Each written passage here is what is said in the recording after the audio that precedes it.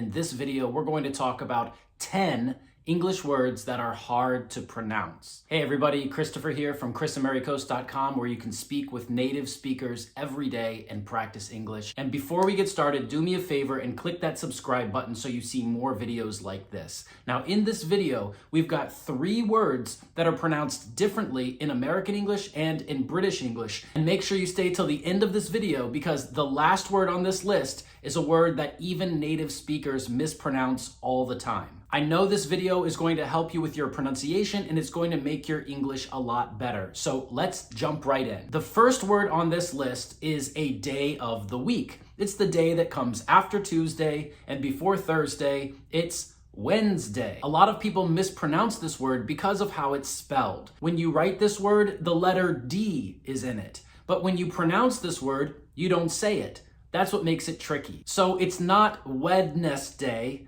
It's Wednesday. There are not 3 syllables in this word. There are only 2 syllables. You can count the syllables of a word like beats on a drum. So again, it's not Wednesday. That would be 3 syllables. It's Wednesday. 2 syllables. Wednesday! The second word on our list is one of my favorite things in the world, and a lot of people mispronounce it again by saying 3 syllables instead of just 2. Sometimes I like to make and eat s'mores, which is 2 graham crackers, a marshmallow, and a piece of chocolate. That's the word, chocolate. It's not chocolate, not 3 syllables, it's chocolate. 2 syllables. And it's so good. Now, I personally like milk chocolate more than dark chocolate, but leave a comment down below and let me know what you like more. Do you like milk chocolate or dark chocolate? Chocolate? Okay, word number 3. This word is about me. It's a person who starts and grows businesses. You might be thinking this word is businessman or businesswoman. But there's another word, and it's kind of hard to pronounce. This word is entrepreneur. It's an English word, but we took it from French. An entrepreneur is someone who starts businesses, like me. An entrepreneur. The 4th word on our list is about geography. It's a type of land that's surrounded by water. It's an island. A lot of people mispronounce this word because it has a silent S. We don't say Island or Iceland. Iceland is a country, but funny enough, the country of Iceland is on an island. So this word is 2 syllables, island, but we don't pronounce the S. I wonder if any of the people watching this video live on an island. If you do, let me know which island you live on. When I lived in Hawaii, I lived on an island. The name of that island was Oahu. What is this island? Okay, the next word on our list is something that usually women wear, but men can wear it too.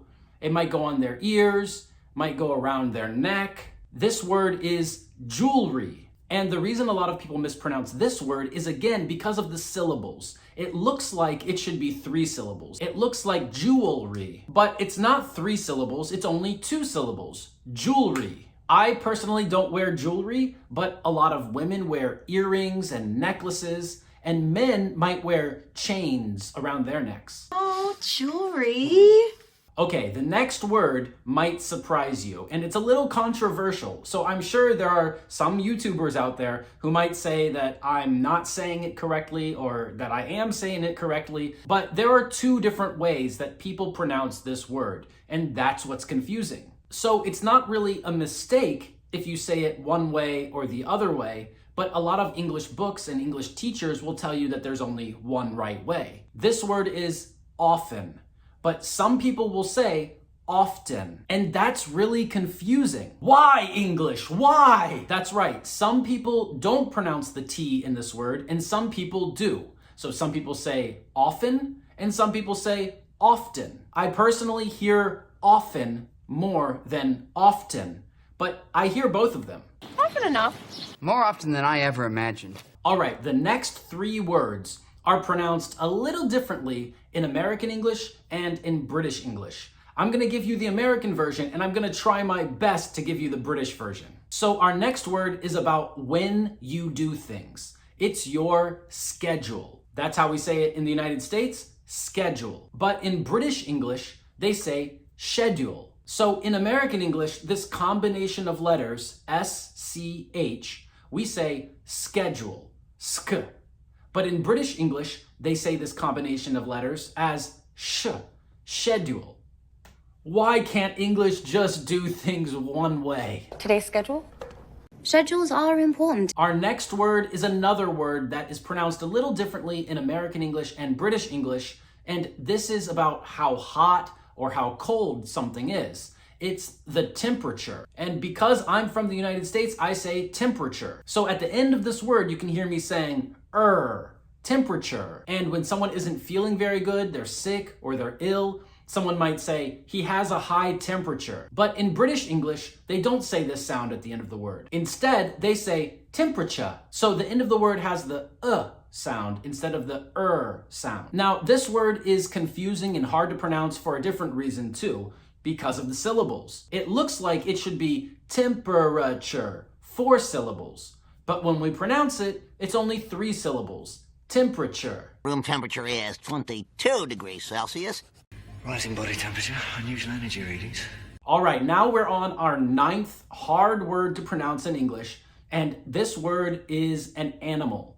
And it's a little different in British English and in American English because there are different numbers of syllables in how people usually pronounce this word. Because Americans and Brits usually say it with a different number of syllables. At least that's how it sounds. This is an animal that likes to climb trees and collect nuts. You've probably seen one of these before. And when we see it in the United States, we call it a squirrel. So it sounds like it has 1 syllable, and it sounds a lot like the word girl. Squirrel, girl. But in British English, it tends to sound like it has 2 syllables. Squirrel. It's a very small difference, but we're both talking about the same thing. Said the squirrel. Squirrels. Yeah, squirrels.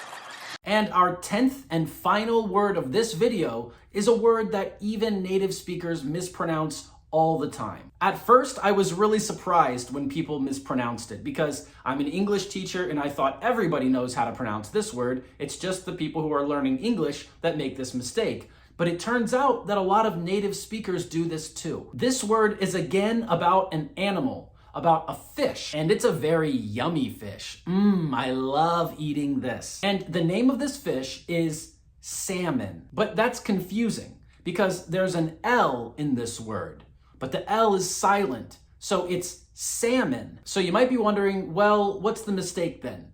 It's a mistake to say salmon because the L is silent. It's salmon. But sometimes I hear native speakers say salmon, and I'm always surprised. Salmon. Now, just watching a video and hearing me pronounce these words isn't really going to help you speak English better. That's why we've created the English Everyday program, where you can speak with native speaking teachers every single day. In fact, you can speak with them 3, 4, 5 times every day if you want. I noticed a big problem that a lot of people who are learning English only learn from videos and books, and they never get the chance to speak.